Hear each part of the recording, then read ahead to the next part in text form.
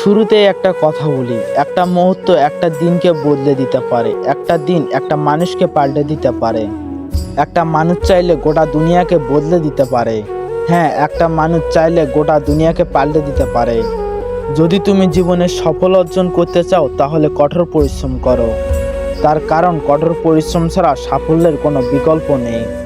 আর সে ভাগ্যের কারণে তুমি বসে আছো সেটা তো জুয়াতে ব্যবহার হয়। আর এটা মনে রেখো, জীবনটা কোনো জুয়া নয়, আর তুমি কোনো জোয়ারিও নও। মনে রেখো, এই পৃথিবীর মানুষ শুধুমাত্র তোমাকেই পরামর্শ দেবে, কিন্তু নিজের দায়িত্বটা তোমাকে নিজেই নিতে হবে। স্বপ্ন আমাদের জীবনের একটা কঠিন শব্দ, প্রতিটি মানুষের জীবনে একটা কমন শব্দ।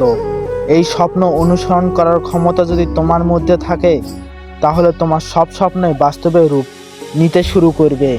জীবনে কখনোই হতাশ হও না।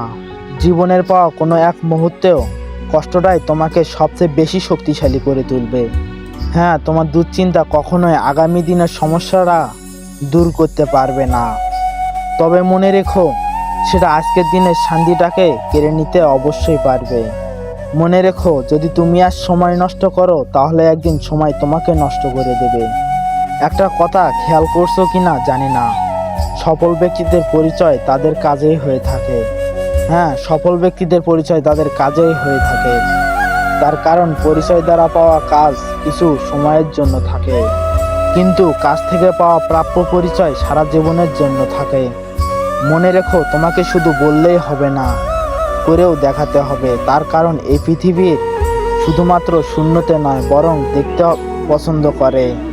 বাস্তবে এই পৃথিবীর সবচেয়ে কঠিন কাজ হলো নিজেকে চেনা, আর এই পৃথিবীর সবচেয়ে সহজ কাজ হলো অন্যকে পরামর্শ দেওয়া।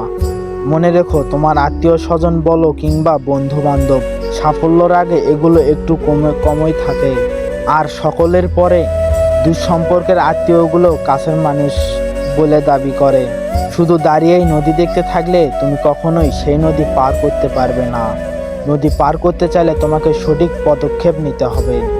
শেষে একটা কথা বলবো, জীবনে যদি নিজের কষ্টগুলো তোমাকে চায়, অল্পতেই তুষ্ট থাকা শিখে নাও। হ্যাঁ, অল্প থেকেই তুষ্ট থাকা শিখে নাও। যে অল্পতে তুষ্ট থাকে তার কাছে পৃথিবীর সমস্ত কষ্টটাই সমান হয়ে যায়। হ্যালো বন্ধুরা, যদি ভিডিওটা ভালো লাগে তাহলে অবশ্যই একটি লাইক করবেন আর কমেন্ট করে আপনার মতামত জানাবেন।